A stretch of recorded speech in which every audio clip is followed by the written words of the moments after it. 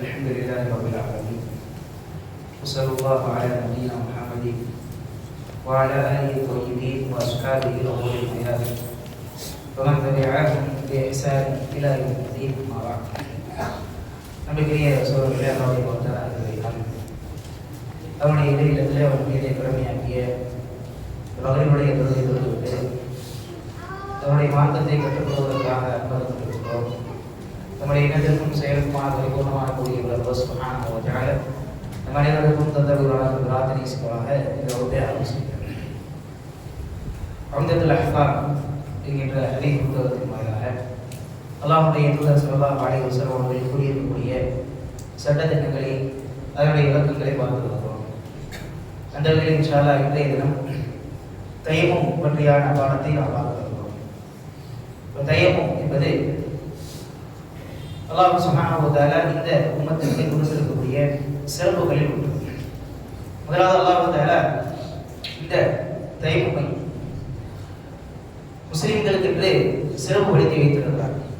ஆரம்பமாக தயமும்னா என்னது? தரையில அது மண்ணில் ஒரு அடி அடித்து கைகளையும் முகங்களையும் துடைப்பது. தரையில அல்லது மண்ணில் ஒரு அடி அடித்து கைகளையும் முகத்தையும் துடைப்பது. இதுக்கு கண்டிப்பாக நீயத்து தேவை. எந்த ஒரு அமல் செய்வதாக இருந்தாலும், எந்த ஒரு இபாதத்தாக இருந்தாலும் அதற்கு கட்டாயம் நீயத் என்பது அவசியம்.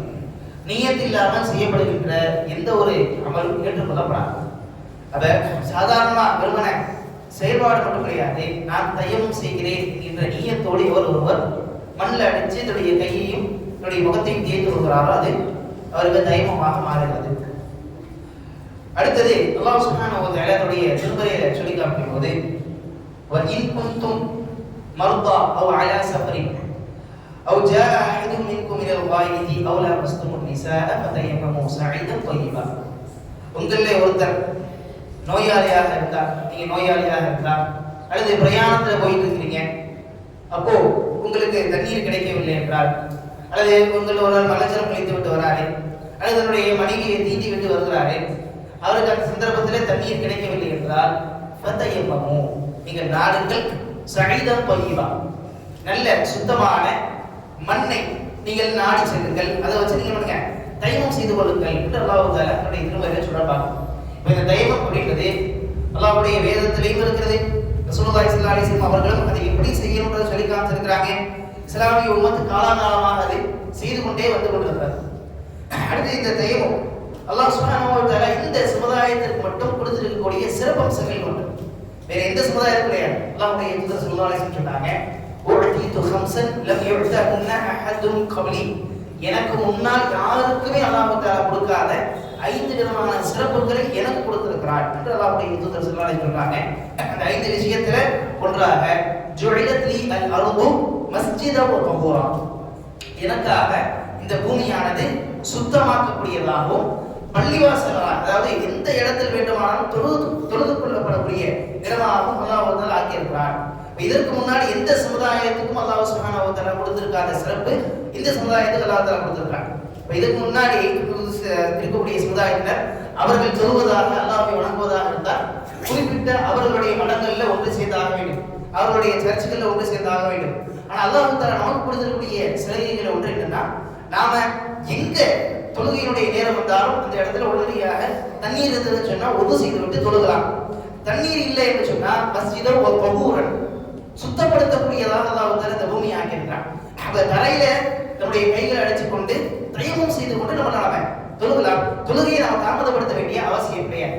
இதுக்கு முன்னாடி சமுதாயத்துக்கு அவர்கள் எப்போ தண்ணி கிடைக்குதோ அப்பதான் அவர்கள் என்ன முடியும், பொது செய்துட்டு தங்களை சுத்தப்படுத்திக் கொண்டு அடுத்து தொழுக முடியும். அதற்குள்ள அவருடைய தொழுகையெல்லாம் என்ன ஆயிரும், ஒன்றோடு ஒன்று சேர்ந்துக்கும். அப்ப பெரிய பழுவாக இருக்கும் அவர்களுக்கு. அல்லாஹ் நமக்கு இந்த சமுதாயத்துக்கு இலகுவை நாடி இருக்கிறான். அதனால இந்த சமுதாயத்தில் வழங்கப்படக்கூடிய சிறப்புகள்ல மிக முக்கியமான சிறப்பு அல்லாஹ் தஆலா தயமுமை இந்த சமுதாயத்துக்கு கொடுத்திருப்பது. அடுத்தது அல்லாஹ் சுப்ஹானஹு வ தஆலா இந்த தயமம் அப்படின்ற இந்த இபாதத்தை எப்பொழுது கடமையாக்கினார்? தயமம்ன்றது ஆரம்பத்துல ஒது இருக்கு.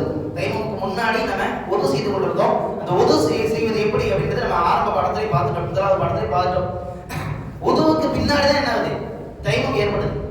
இப்னு ஹிப்பான் ரஹ்மத்துல்லாஹி தஆலா சொல்வதை போன்று ஹிஜ்ரி 5ஆம் ஆண்டு ஷாபானுடைய மாசத்துல என்னாவது தயமம் என்பது அல்லாஹ்வின் மூலமால் அல்லாஹ்வால் இது கடமையாக்கப்படுகிறது அப்படின்றத பார்க்கணும்.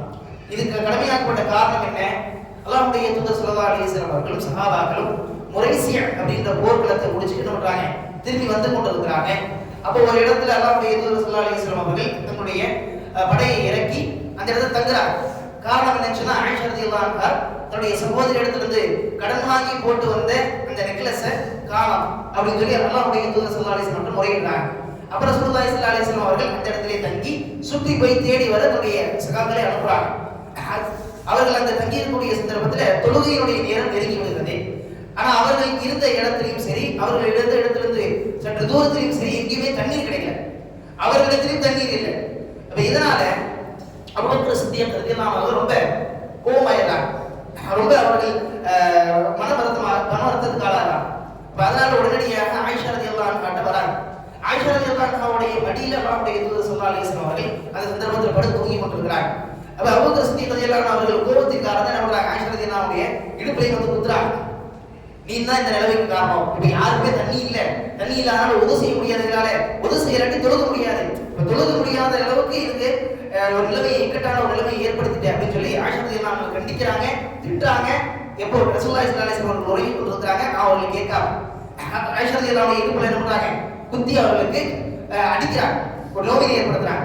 அப்ப ஆயிஷா ரலியல்லாஹு அன்ஹா வந்து ரசூலுல்லாஹ் மடியில படுத்திருக்கிறதுனால சற்றுமே அசையாம பண்றாங்க.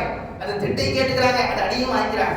அடுத்து ஒரு கொஞ்ச நேரத்தில் ரசூலுல்லாஹி ஸல்லல்லாஹு அலைஹி வஸல்லம் அவர்கள் முகம் மலர்ந்தவர்களாக எந்திரிச்சு சூரத்துல் மாயிதாவுடைய வசனத்தை ஓதி காமிக்கிறார். சூரத்துல் நிசாவிலும் அல்லாஹ் தஆலா இந்த வசனத்தை சொல்லி காமிக்கிறார். உங்களை யாராவது நீங்கள் பிரயாணத்தில் இருந்தாலும் சரி, அல்லது நோயாளியா இருக்கிறீங்க, அல்லது மலஜலம் கழித்து விட்டு, அல்லது தன்னுடைய மனைவியிடத்தில் சேர்ந்து விட்டு இருக்கிறார் அப்படின்னா அவருக்கு தண்ணீர் கிடைக்காத போது தயமம் செய்து கொள்ளலாம், இல்ல சுத்தமான மண்ணின் மீது விடலாம், தயமம் செய்து கொள்ளலாம் என்று அல்லாஹ் தஆலா இந்த வசனத்தை இறக்கிறார் அப்படின்றத பார்க்கிறோம். அல்லாஹ் தஆலா இந்த உம்மத்திற்கு அபூபக்கர் சித்திக் ரலியல்லாஹு அன்ஹு அவர்களுடைய குடும்பத்தாரின் மூலமாக செய்திருக்கக்கூடிய சிறப்புகள் ஏராளம். அதிலே ஒன்று அவர்கள் மூலமாக நமக்கு கிடைத்திருக்கக்கூடிய இந்த தயமம். அல்லாஹ் தஆலாவுடைய ஹிக்மத் மிகப்பெரியது. அதே போன்று தயமுக்கு அல்லாஹ் தஆலா வேற எந்த பொருளையும் குறிப்பாக்காம மண்ணை குறிப்பாக சொல்லியிருக்கிறார் அப்படின்றதை ஒரு ஹிக்மத்தாக அறிஞர்கள் நமக்கு இப்னு அரபி அல்லாஹ் தஆலா சொல்லி காண்கிறார். ஆரம்பத்தில் மனிதனுடைய படைப்பானது மண்ணினால் படைக்கப்பட்டது. மனிதனுடைய அத்தியாவசிய தேவை என்பது தண்ணீர். அல்லாஹ் சுப்ஹானஹு வ தஆலா தண்ணீரை சுத்தமானதாக ஆக்கியிருக்கிறார். அதே போல உலகம் முழுக்க இருக்கக்கூடிய ஒரு பொருள் மண். அல்லாஹ் தஆலா ஆரம்பத்துல தண்ணீரை வைத்து தன்னை சுத்தப்படுத்திக் கொள்வதற்கு மனிதன் கட்டளை போட்டிருக்கிறான். தண்ணீரை வைத்து சுத்தம் பண்ண இயலல, அல்லது தண்ணீர் இல்லை அப்படின் போது அவனுடைய படைப்பினுடைய அசல் என்னது, மண். மண்ணுக்கு அல்லாஹ் தஆலா போவதற்கு கட்டளை போட்டிருக்கிறான் அப்படின்னு சொல்லி ஒரு சுருக்கமான ஒரு ஹிக்மத்தை நமக்கு சொல்லி காமிக்கிறான். அதே மாதிரி இந்த தைமம் சம்பந்தமாக நாம் தெரிந்து கொள்ள வேண்டிய மிக முக்கியமான விஷயம் என்ன சொன்னா, இந்த தைமம் என்பது இந்த மார்க்கத்தினுடைய ஐம்பெரும் சூத்திரங்களில் ஒன்றான இக்கட்டான சூழ்நிலை இலகுவை கொண்டு வரும் என்கின்ற அந்த சூத்திரங்களுக்கு அடியில் இந்த ஒரு சலுகை நமக்கு கிடைக்கும். அல்லாஹ் சுப்ஹானஹு வ தஆலா இந்த மார்க்கத்தை நமக்கு இலகுவாக்கி இருக்கிறான். எந்த இடத்துல நெருக்கடி ஏற்படுகிறதோ அந்த இடத்தெல்லாம் விசாலமாகும் இந்த மார்க்கம். இதன் மூலமாக இந்த மார்க்கத்தினுடைய முழுமைத்தன்மை, இந்த மார்க்கத்தினுடைய நெகிழ்வுத்தன்மை, இந்த மார்க்கத்தினுடைய சிறப்பு நமக்கு தெரியும்.